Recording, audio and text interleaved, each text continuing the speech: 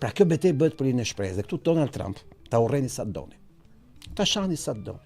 Thoni që është qeni Bibi Netanyahu, thoni çfarë doni. Po gjë kur s'mund ta thoni.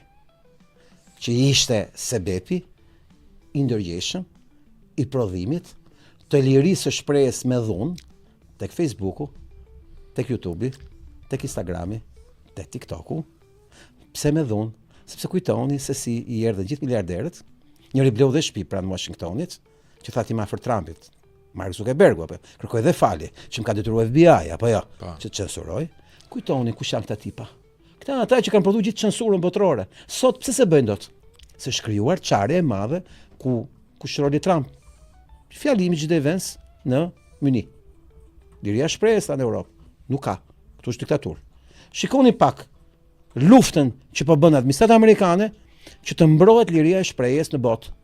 Po çfarë do thotë kjo liria e shprehjes? Do të thotë diskreditim total i kapjes Amerikës nga i paku. Sepse mjafton këtë lirë shprehje dhe fillojnë flasin për shkollisin njerëzit. Si ne dy këtu, që e kena mundësinë me fol, se s'na bllokon njëri llogarin YouTube për këtë gjë akoma. Pse? Se s'po bllokohet më askund.